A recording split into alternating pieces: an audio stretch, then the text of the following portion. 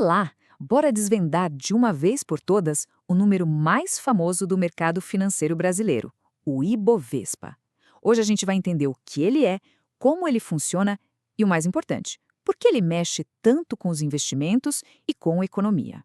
Todo mundo já viu isso no jornal, né? Ibovespa sobe, Ibovespa desce, mas na prática, o que essa pontuação quer dizer? O que esses pontos significam para o nosso dia a dia e para o futuro do país? É isso que a gente vai descobrir juntos agora. E para ninguém se perder, aqui está o nosso mapa. Primeiro, a gente vai entender essa ideia do Ibovespa ser um termômetro. Depois, o que é um índice de fato. Aí a gente mergulha na composição do Ibovespa, entende por que ele é tão importante e, para fechar, como dá para investir nele. Vamos lá! Então, para começar, vamos a uma analogia bem simples, mas que, olha, ajuda a clarear tudo. Pensa nele como um termômetro, de verdade.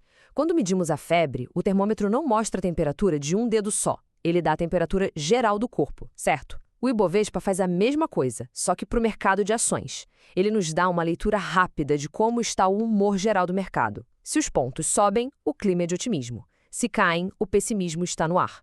Mas, beleza, para entender de verdade como esse termômetro funciona, a gente precisa dar um passinho para trás e pegar um conceito que é a base de tudo. O que, afinal, é um índice de mercado? Bom, um índice, na sua essência, nada mais é do que uma cesta imaginária, uma cesta teórica de ativos. A grande sacada é acompanhar o desempenho médio de tudo que está dentro dessa cesta ao longo do tempo. Em vez de ficar olhando ativo por ativo, o que seria uma loucura, o índice já nos entrega um resumo, um panorama geral. E essa comparação aqui é perfeita para entender a lógica. Pensa no IPCA, o famoso índice da inflação. Ele mede a variação de preço de uma cesta de coisas do nosso dia a dia. Arroz, feijão, gasolina, aluguel. O Ibovespa é a mesmíssima ideia. Só que a cesta dele não tem produtos, tem as ações das empresas mais importantes do Brasil. A lógica é idêntica, só muda o recheio da cesta. Agora que a gente já entendeu o que é o índice, está na hora de espiar o que tem dentro da cesta do Ibovespa. Que empresas estão lá? E como é que fazem a conta para chegar naquele número de pontos? Então, essa carteira teórica do Ibovespa tem hoje mais ou menos umas 70 empresas. Não é qualquer empresa, tá? São as que têm o maior volume de negócios, as mais representativas da nossa bolsa, a B3. E essa lista não é para sempre, não. A cada 3 meses ela é revisada para ter certeza que continua refletindo o mercado. Ah, e tem uma regra de ouro.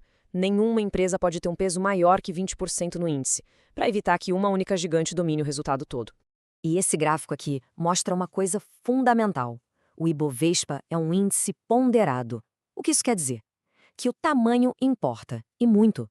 Uma variação no preço de uma gigante como a Vale ou a Petrobras, que tem um peso enorme na cesta, vai balançar o índice muito mais do que a variação de uma empresa com peso menor. É por isso que a gente ouve tanto falar delas no jornal. E como isso funciona na conta? É até simples. Imagina uma ação que tem 10% de peso no índice.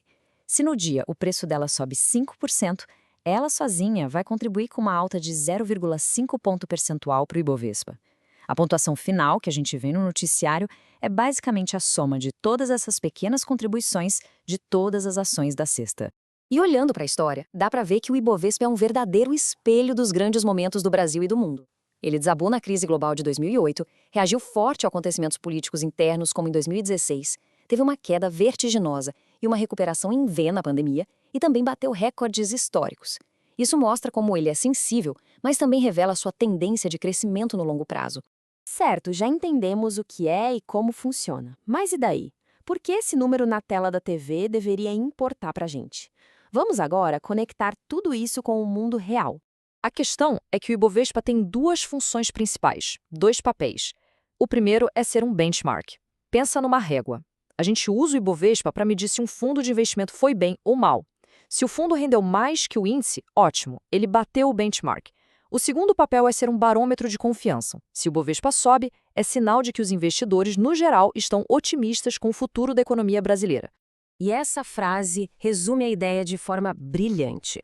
No fundo, o Ibovespa é mais do que só uma métrica. Ele captura a expectativa, a confiança coletiva no futuro das maiores empresas do nosso país e, por consequência, da nossa economia inteira. Muito bem, já passamos pela teoria. Agora vem a parte prática. Como é que se transforma todo esse conhecimento em uma ação de investimento? Como dá para investir no Ibovespa? E aqui vem um detalhe que confunde muita gente. Presta atenção, não dá para comprar Ibovespa. Ninguém chega na corretora e pede um lote de Ibovespa. Lembrem-se, ele é uma cesta teórica, é um indicador. Não é um ativo que a gente negocia diretamente no mercado. Então, como eu faço? A resposta está nos ETFs. A sigla significa Exchange Traded Funds. São fundos de investimento que têm um objetivo muito simples: copiar, replicar o desempenho de um índice, como o Ibovespa. As cotas desses fundos são negociadas na bolsa como se fossem uma ação. É a forma mais fácil e direta de investir na performance daquela cesta toda. E aqui estão alguns dos ETFs mais conhecidos que seguem o Ibovespa no Brasil. Cada um tem o seu código, o ticker, a empresa que faz a gestão e uma taxinha de administração.